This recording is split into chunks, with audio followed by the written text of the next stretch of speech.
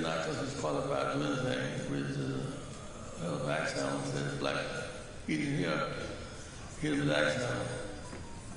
So what happened was, son got in trouble. And Leroy Johnson said he deserved a second chance. What kind of Tom is this? You know how mean he has been. Tuesday he went down to the mass office and to see you. So I said, I want to thank you for blessing my son. He's not going to jail, but he said, well, my friend needs I'll bail out your friend too. His name is Muhammad Ali.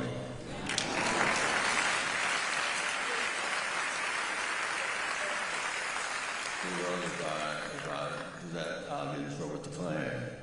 You promise. I got in trouble a lot because I feel you out your son out too. Next day, he said, well, I changed my mind. Man, it's just up on me. So, Governor Sanders filed a lawsuit. He got back to ring because one man, two in the whole Klan. One light in darkness means so much. My life in darkness was Jackie, his son Jackie again.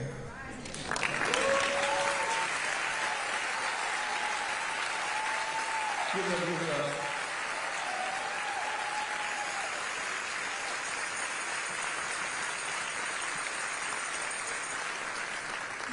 People first, with Palestine first, Democrat first. You've done a lot of firsts in my life. 62 years, Jackie, thank you so much. Well, one more time, my wife, y'all.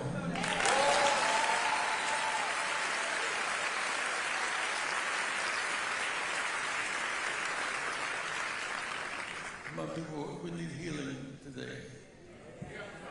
So ugly and so violent. If my people will call by my name, love them themselves and pray. Seek my face.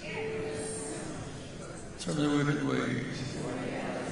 Now weakness will make us strong. Now weakness will reject us. And if that be true, we'll hear from heaven. Go heal our land. We heal it today. Repeat it, my people. If my people call by my name, themselves, and pray. Seek my face. Turn the wicked ways. Lord, hear our prayer. Heal our land. God bless you, Chicago.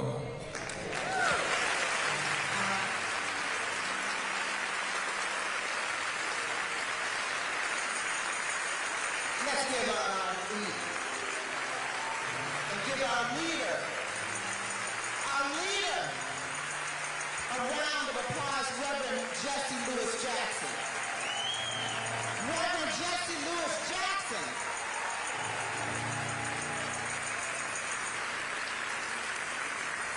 So we are eagerly awaiting Madam Vice President Kamala Harris to join us, which will be shortly. Reverend talked about pivoting. Pivoting is the word. But when you pivot, someone else pivots as well. And as you all have seen on social media and heard by now, the person who is pivoting into the role to work with our rainbow family, citizenship education, push, excel, and push, and our entire family, as Reverend Jackson becomes the senior statesman to lead and teach others, will be none other than the incredible, the dynamic steward of Reverend Jesse Jackson, and that would be Dr. Frederick Douglass Haynes.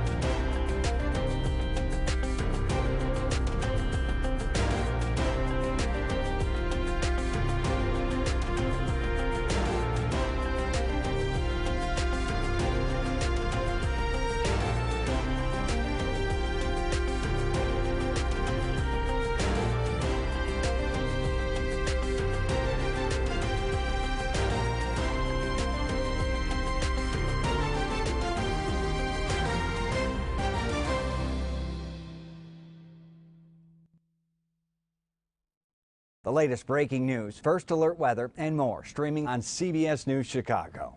Keeping you safer, sooner. CBS 2 First Alert Weather.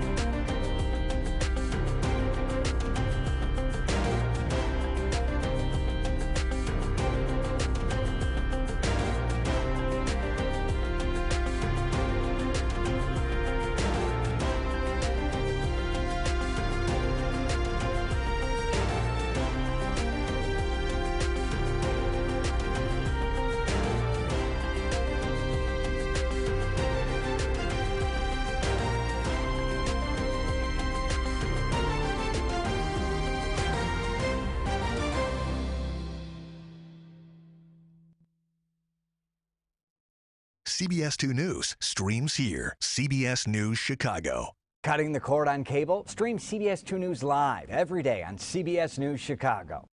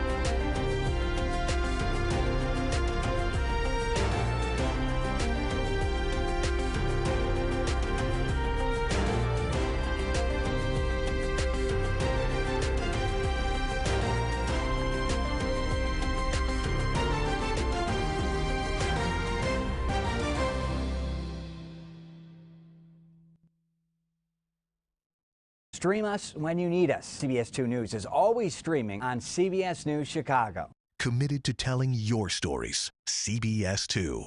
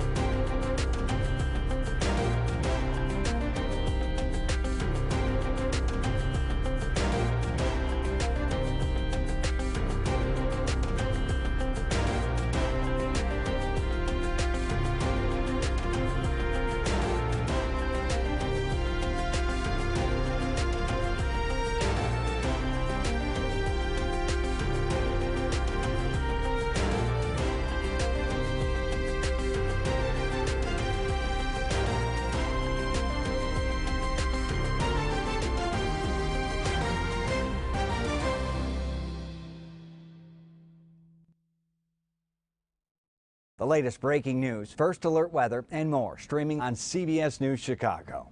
Keeping you safer sooner. CBS 2 First Alert Weather.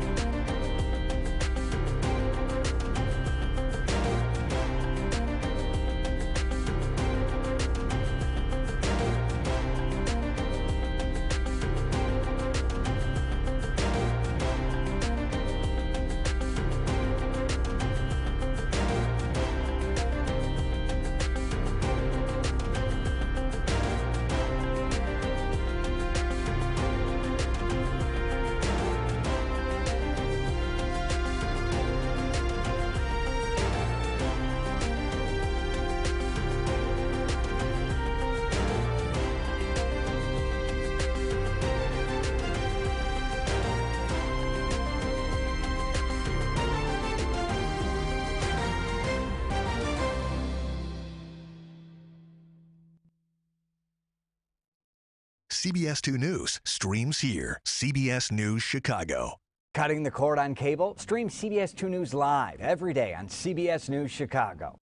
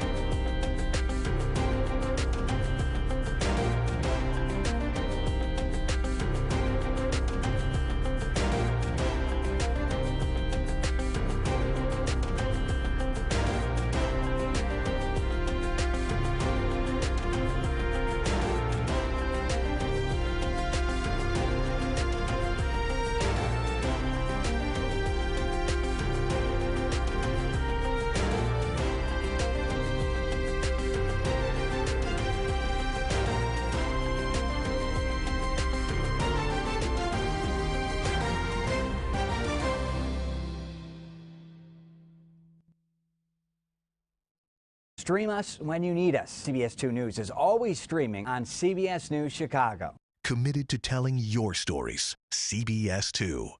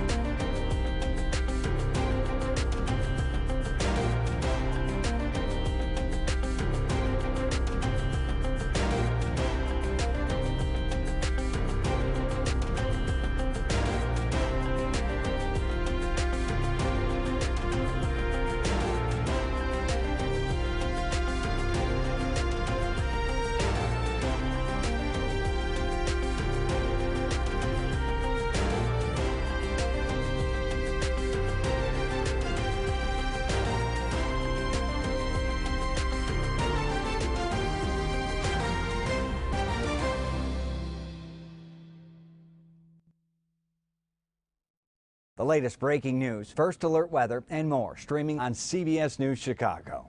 Keeping you safer sooner. CBS 2 First Alert Weather.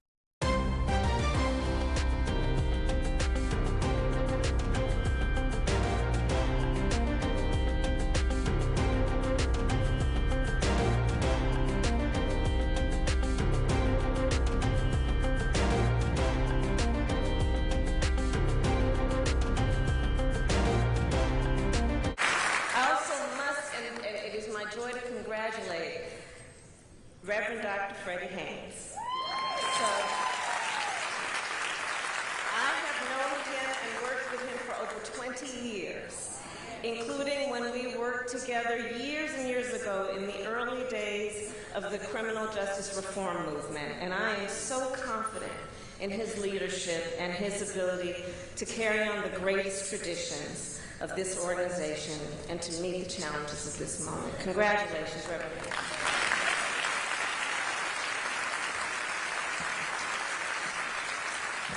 And now to my friend, our great leader, Rev Jesse Jackson, and his incredible family, including Mrs. Jackie Jackson. I want to thank you all for the leadership that you continue to provide. Yours is a family of service and sacrifice, and always inspiring the people around our nation, and I thank you for that. And a special thank you to Santita. Where is Santita? Santita and I were students at Howard University together. And she was a leader on campus back then. So it is good to be with everyone. So today, we celebrate one of America's greatest patriots, someone who deeply believes in the promise of our country, a fighter for freedom and human rights for all people. At the core of Rev's work is the belief that the diversity of our nation is not a weakness or an afterthought, but instead our greatest strength. In his life's work, he has reinforced that no matter who we are or where we come from, we have so much more in common than what separates us.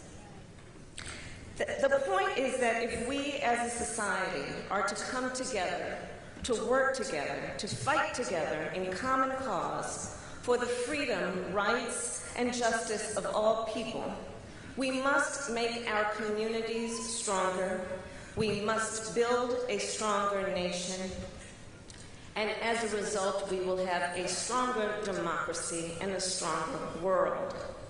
And it is with this understanding, this vision, to see what can be unburdened by what has been, that Rev has dedicated his life to building that coalition.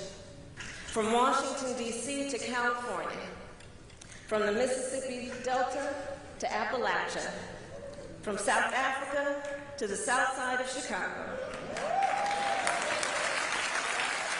He has and continues to bring together people of all backgrounds, Black Americans, Asian Americans, Latino Americans, farmers, LGBTQ+ Americans, Native Americans, women, labor, union members, people with disabilities, our young leaders, and people around the world. That has been the work of Rev Jesse Jackson.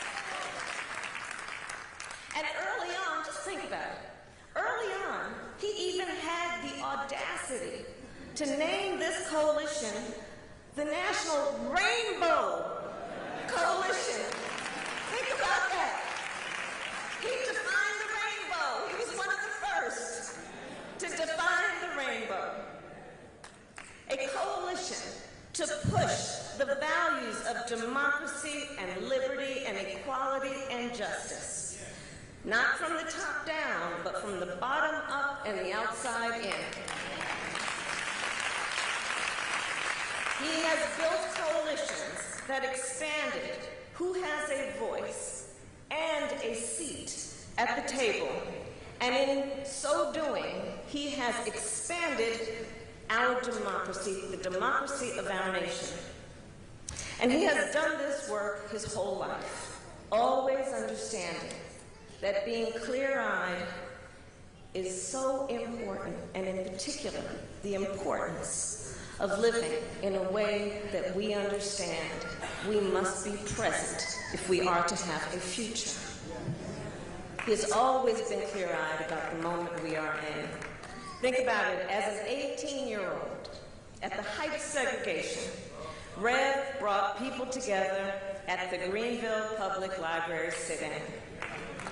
And he continued this work around the country and around the globe, whether it was to expand rights for farm workers and increase wages for care workers, to increase access to capital for small business owners, to make boardrooms on Wall Street reflect the diversity of our nation, or to help end the sin of apartheid, to help secure the relief of hostages and empower entrepreneurs across the United States and the continent of Africa and the world.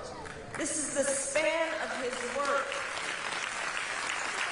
And it is the span of his vision of what an individual can do to move forward our nation and the world. And I will tell you, Rev's work inspired me from a young age to understand the power of the coalition. So I grew up in a neighborhood of hardworking folks, nurses and firefighters and construction workers and teachers in Oakland and Berkeley, California. I was raised by parents who met while they were protesting for civil rights in the 1960s and who would take me to those marches while I was in a stroller. At the earliest stages of my life, I recognized the power of standing in solidarity at a protest or a picket line. And later, I saw the power of Rev's coalition when I was in law school. So when I was in law school, I was back in California after I left Howard, and I drove a Toyota Corolla. It was a fancy car for me. And I had a bumper sticker in the back window, Jesse Jackson, President.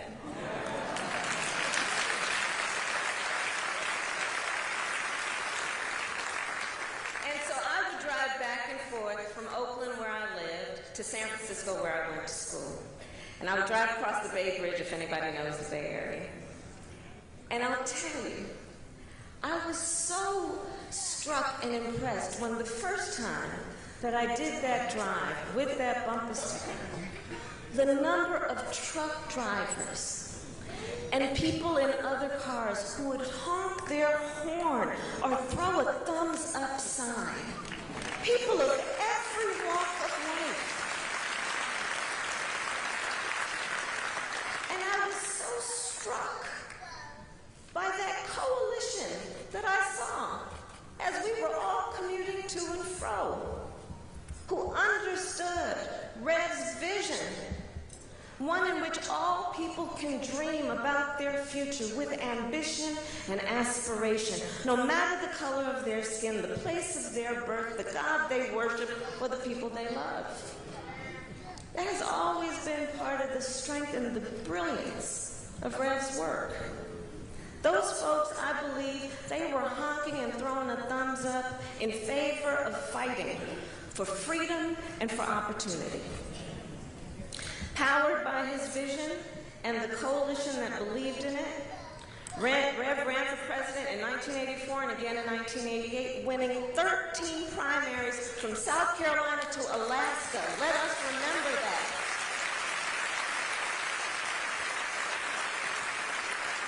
And like Shirley Chisholm 12 years before, Rev has widened the path for generations that would follow, including President Barack Obama and me as the first black woman to serve as Vice President of the United States.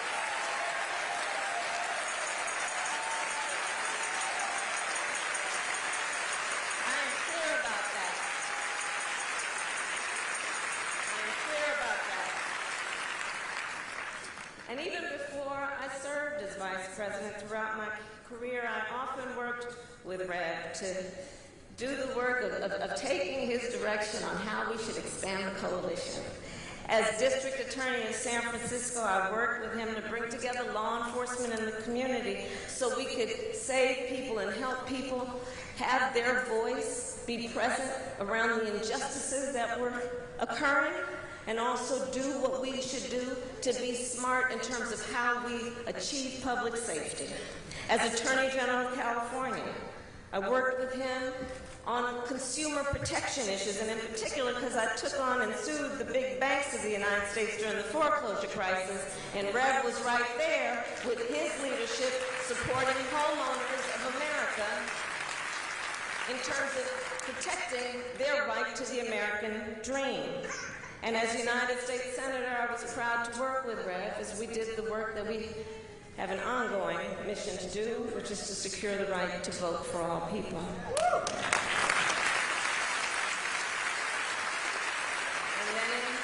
then in 2020, we worked together with folks across our country to mobilize that same coalition, to organize and to register voters.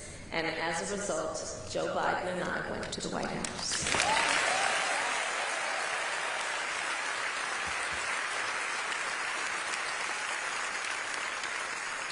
So more than 60 years after that first sit-in at that library in Greenville, Rev has remained tireless in the fight to expand voting rights, to encourage innovation and partnerships across the continent of Africa, and to secure economic justice for all Americans. So we congratulate you, Rev, on your pivot.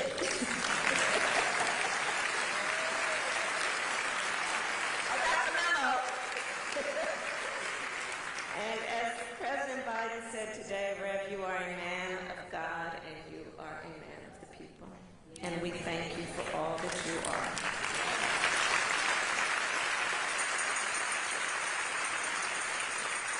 And so in the spirit of your ongoing work, Rev, I do believe that it is critically important that we who have been inspired by your leadership take on our responsibility to see clearly the moment we are now in. And let us acknowledge that the fight is more important than ever. Because, church, in this moment, across our country, we are witnessing hard-fought, hard-won freedoms under full-on attack by extremist so-called leaders. And these extremists have an agenda to divide us as a nation, an agenda to attack the importance of diversity and equity and inclusion and the unity of the Rainbow Coalition. These extremists wrote legislation and brought litigation to the United States Supreme Court, the Court of Thurgood, in 2013 in Shelby v. Holden, to destroy hard-fought, hard-won rights around the legitimate responsibility a government has to ensure that the people have unfettered access to the ballot. They laid the groundwork for the Dobbs decision last year when the court took away a constitutional right that had been recognized from the people of America, from the women of America, took the right of every woman to make decisions about her own body, not having the government tell her what she's supposed to do. These extremists went back to the Supreme Court, and last month, the court cut off access to opportunity when they gutted affirmative action and student debt relief. And these extremists won a case that allows businesses to discriminate against the American people. State by state across our nation, these extremists banned books in the year of our Lord 2023. They banned books of America's full history. All the while, they refuse reasonable gun safety laws to keep our children safe. Understand what's happening. Let us understand the moment we are in. And we know, in these dark moments, history shines a light on our path. And so in this moment, let us all understand the history and the significance of Rev's work and his approach. Just as Rev has shown, our ability to stand together is our strength. Our ability to unify as many peoples is our strength. And the heroes of this moment will be those who bring us together in coalition. Those who know that one's strength is not measured based on who you beat down, but who you lift up.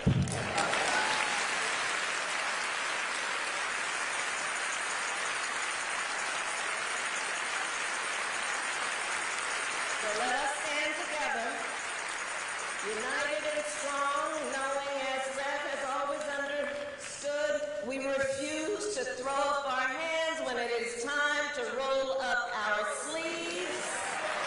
As the great Renaissance King taught us, the fight for civil rights must be fought and won with each and every generation. And alas, that is our work. And our gains will not be permanent if we are not vigilant. And as we know from Romans chapter 5, verse 5, hope does not disappoint us. So fueled by the love of our country, just as Rev has done his entire career, let us keep hope alive. Let us keep hope alive. Let us march. Let us vote. Let us fight, knowing when we fight, we win. May God bless you, and may God bless America.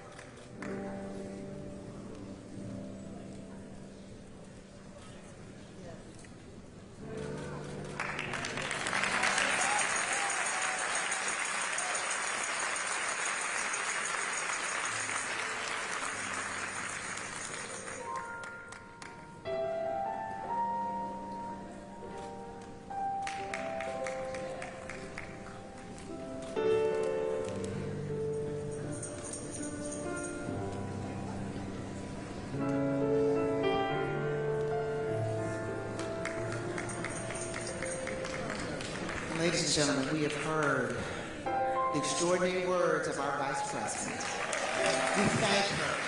We thank her. And now, I have the pleasure of introducing the oldest child of Dr. Jacqueline Jackson and Rev Jesse Jackson. She's a radio personality, exceptionally talented, brilliant talk show host, writer, producer, actress. She's a woman of faith, compassionate and passionate as she brings her word to the world Monday through Friday on her radio show. She's also a fellow Bison, and as you heard the Vice President said, is at Howard University with her. And it gives me a great deal of pleasure to bring on the magnificently talented and beautiful Santita Jackson.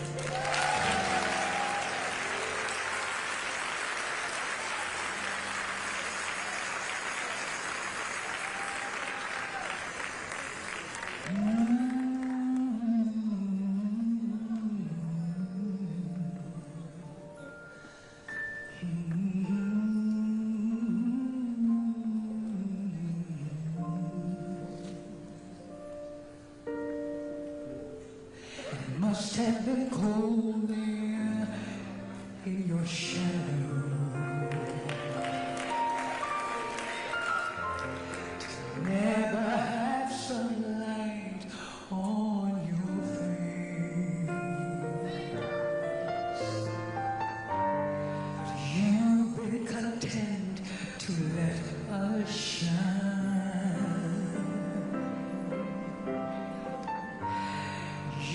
Always walked one step behind. We've been the ones with all the and he's been the one with all the strength.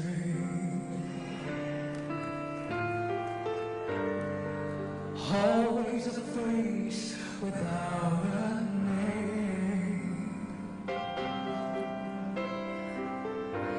But now we never once heard him complain.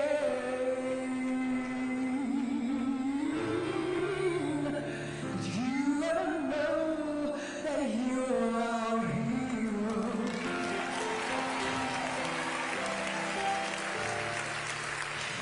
Everything we like to be,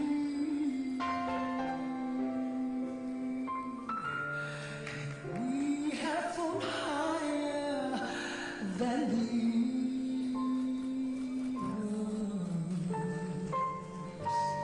'cause he's been the wind beneath our wings.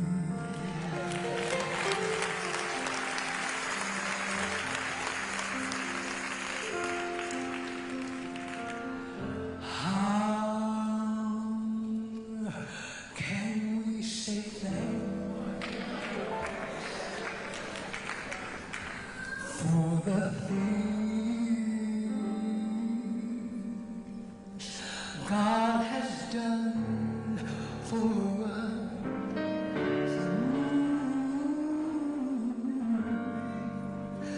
Things so undeserved. Yet you gave to prove your love for us. Voices of 1,000,000 angels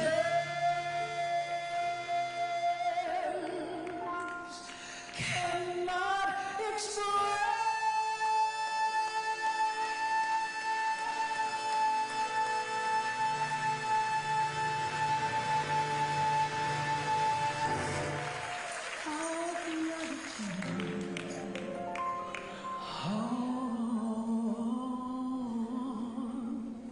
Oh,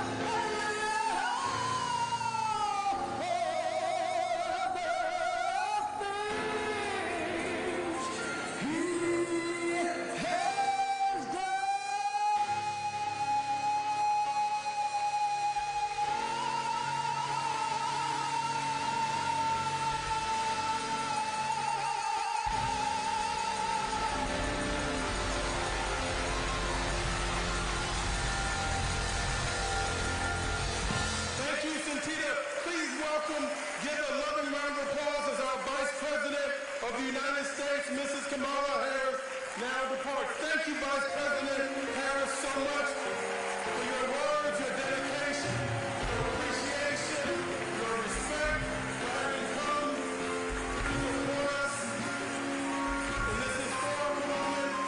Thank you, Vice President Harris. It's my pleasure to bring Attorney C.K. Hoffler.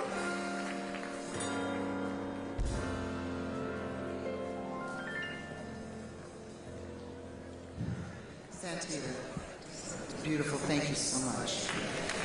Thank you, Santita.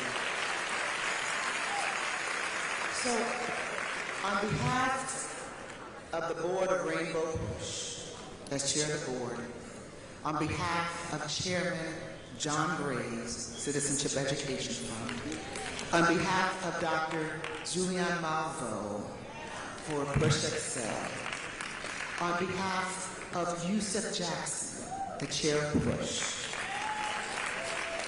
it gives me a great deal of pleasure to introduce to you in this way someone who many of you know. He is effective immediately the new president and CEO of Rainbow Push Coalition, the incomparable Dr. Freddie Haynes.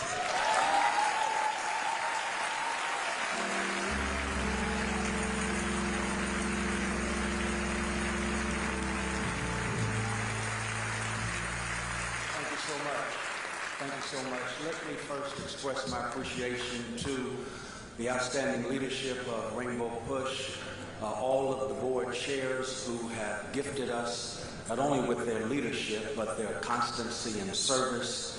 We thank you so much for who you are and for all that you mean to us. I want to thank especially Attorney C.K. Hoffler. I want to thank John Graves. I want to thank my homegirl, Julianne Malvo, for their incomparable leadership, along with Yusef Jackson, of the various boards of this extraordinary civil rights and freedom fighting organization. You all are gifts. I salute you and thank God for each and every one of you.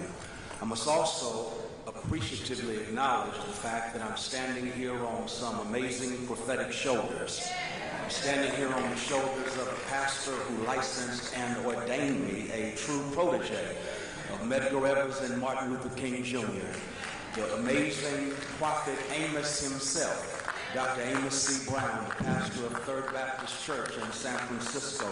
Thank you so much, Dr. Amos Brown, for your presence and for your guidance and for your wisdom. You all are good. I'm also excited and quite surprised, but he always shows up to see the one and only, legend, iconic, Dr. Jeremiah Wright Jr. Dr. Jeremiah Wright Jr., you're right. You've always been right, and you're still right. And when the nation gets it right, they will listen to your prophetic truth. Thank you so much. Dr. Wright is one of the founders of the great Samuel DeWitt Proctor Conference, where I've been privileged to share as co-chair. It is such a delight to see Dr. Jeremiah Wright in the house. What a gift and what a blessing he is. I must also extend special thanks to the host this afternoon. Dr. Brazier, of course, is a part of a legendary family. This church is iconic, and so we salute Dr. Brazier and this great church for hosting us, for blessing us. We are grateful. Thank you so much, Dr. Brazier, and your wonderful wife. Thank you. Thank you. I got to do this because Roland Martin means a whole lot to us. And Roland Martin always gives us a voice as well as a platform. And so, Roland Martin, thank you so much. You always are there for us, and we always want to make sure we give love to Roland Martin, our black media. We can't make it without you expressing truth on our behalf. Thank you, Roland Martin. Now, my life has been greatly enriched and blessed with beauty and love, wisdom and guidance from a wonderful wife. And so I want to introduce you all to my beautiful wife, Deborah P. Haynes, who has gifted me. Thank you so much for it. God bless you. And thank you for your prayer.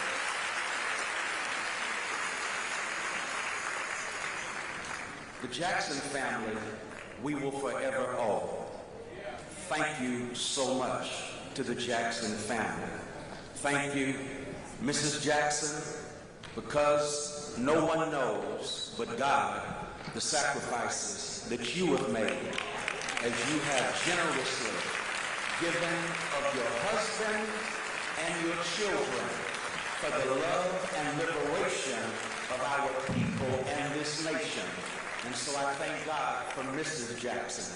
I thank God for the phenomenal children who continue to carry the mantle of prophetic witness. But I also must salute and say how proud I am of our congressman from the 1st Congressional District, the one and only Jonathan Jackson.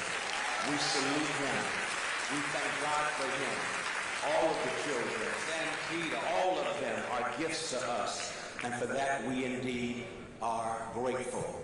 Now, I must say a word of thanks to my honorable homie, the one and only Vice President of the United States, Kamala Harris.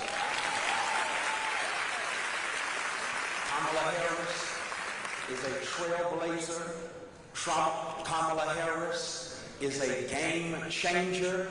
Kamala Harris has demonstrated with dignity, competence, and brilliance what it means to be a supportive servant leader, in that she supports the president. That's her role.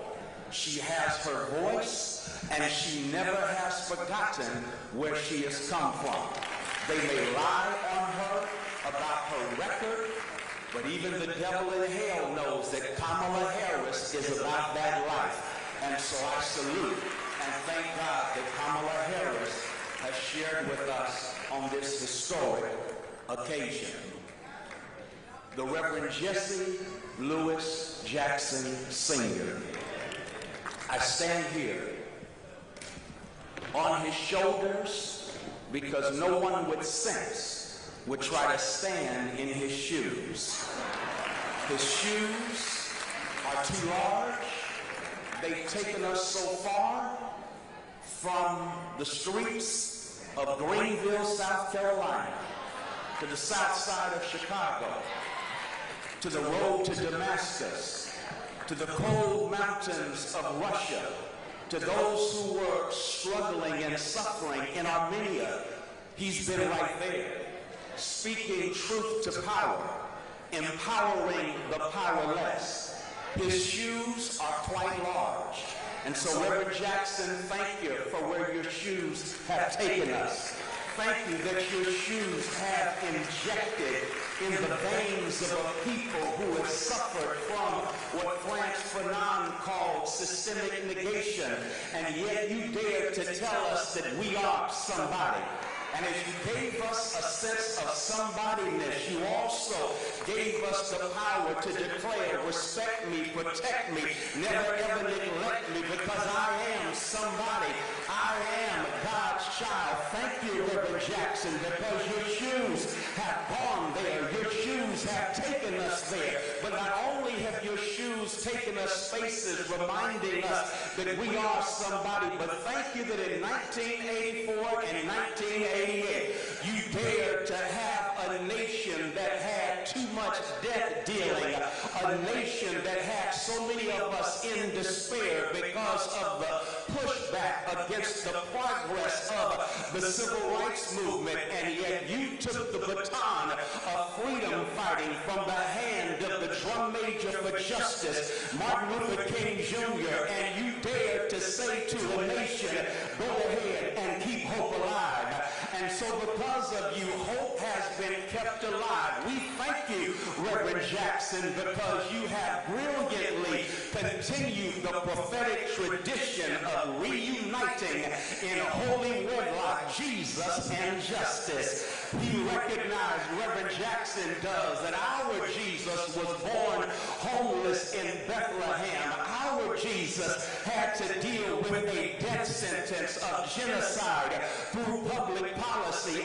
Our Jesus found himself going from Bethlehem to the hood in Nazareth, where he was able to hide there in North Africa. Our Jesus found himself then growing up in Nazareth that was so hood that somebody said, can any good thing come out of Nazareth? And if NWA was rapping in the days of Jesus, they would have dropped an album entitled Straight Out of Nazareth. Our Jesus gave free health care to those with pre-existing conditions. Our Jesus took a 2-piece and 5 biscuits and gave food to those who were food insecure. Our Jesus led a march on Washington. We like to call it a Palm Sunday processional. No, it was a march. It was a demonstration against the Roman occupation and oppression. And our Jesus, when the crowd told the kids to chill out and quit making noise, Jesus said no. The only way to get attention of the power structure is to make some noise. And Jesus made noise until he was lynched on a cross on Calvary. And when he got lynched on a cross on Calvary, the good news is, y'all know I'm a Baptist preacher, Dr. Brazier, so I got to go there early Sunday morning. God raised him from the dead, and the brilliant theologian Hilton Moltmann says that the resurrection is a protest symbol. So every time we celebrate the resurrection of Jesus, it's a symbol of protest. And what Reverend Jackson did was say, faith without works is dead. It's not enough to shout in church on Sunday. You got to hit the streets during the week. You got to speak truth to power in the corporate suites. Thank you, Reverend Jackson, for reuniting Jesus with justice. But not only that, thank you so much, Reverend Jackson, because we find ourselves sadly in a day where the courts are doing everything in their power to remind us that everything legal ain't necessarily just. Yes, what has been passed by the Supreme Court is now law. It is legal, but we all know that everything that's been legal has not been just. Slavery was legal, but God knows it wasn't just. Jim and Jane Crow apartheid was legal, but God knows it was not just. Banning affirmative action may be legal, but God knows it is not just. But I'm glad I'm standing on the shoulders of a Jesse Jackson who says when they ban affirmative action, we've still got action that is affirmative. Our action that is affirmative can push this administration to expand a Supreme Court that is not normal. Yes, we have our own affirmative action, and that is we can register and vote, mobilize our vote, get out the vote, and then turn them out. In the name of Parliament Funkadelic, we gonna turn this mother out because we got action that is affirmative, even though you try to ban affirmative action. Yes, I'm simply trying to say thank you, Reverend Jackson. You've shown us how to do it. I guess I'll quit with this, and that is all of us know. And if you don't know, now you know that Reverend Jesse Jackson in 1988 saw during the Democratic primary that there was something unjust about the fact that he had received these votes but was not receiving representation. What did Reverend Jackson do? He changed the rules. I'm about to shout you. He changed the rules. Reverend Jackson changed the rules in 88. And because he changed the rules in 88, in 08, Barack Obama won the Democratic nomination. Y'all missed your shout. I got to help you one more time. Because he changed the rules in '88, he opened up a door of possibilities in 2008.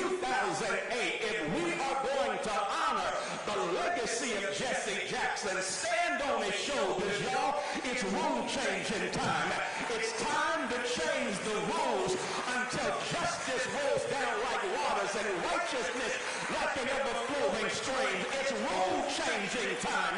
We've got to change the rules until structures and systems of injustice are brought down. It's rule-changing time. Because if we change the rules, we will get rid of economic exploitation. And as Rev Jackson would often say, we won't get charity because we'll already have parity. Preach, Jesse Jackson. We're about to change these rules because when we change the rules, we in a real sense will recognize if you're going to ban books but not ban AK-47s, then we need to change the rules. It's rule-changing time. It's rule-changing time, and so Rainbow Push, it's about to go down like 4-flat tires because we are standing not in the shoes of Jesse Jackson, but on the shoulders of Jesse Jackson. That means we should be able to see further. That means we should be able to stand taller because it's rule-changing time.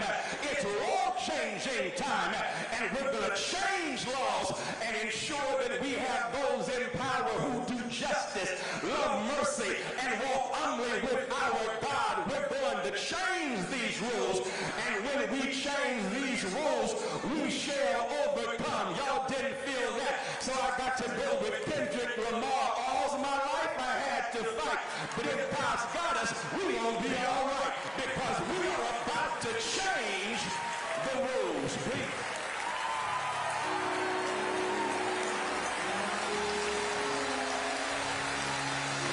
Come on, Chicago, the one and only Dr. Freddie Haynes, National President of the Rainbow Push Coalition.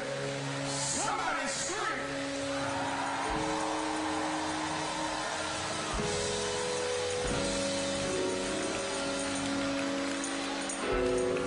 You may be seated. What an amazing afternoon and evening it is going to be. If you have this automobile, it is a gray Mercedes GL DY 61551. We need you to move. A BMW Michigan plates EGW 5757 must move those automobiles again. One more time for the life, leadership, and legacy of Rev Jesse Jackson. The Vice President was amazing. Our guests have been amazing. And one more time for our new National President, Reverend Dr. Freddie Haynes. Now listen, there are a couple of things that I need you to do. You can text the word. Have you enjoyed yourself this afternoon? I asked you a question. Have you